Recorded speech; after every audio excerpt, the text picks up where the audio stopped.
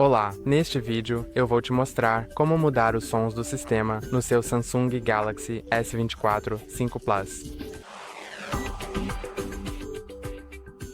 Para fazer isso, acesse Configurações, vá para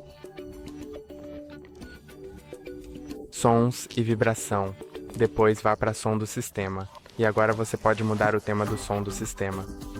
Clique nisso e você pode definir para a galáxia calmo, divertido ou retrô. Vou aumentar um pouco mais o volume.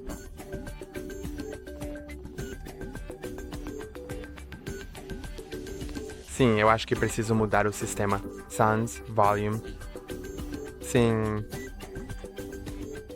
Não é realmente perceptível no microfone agora.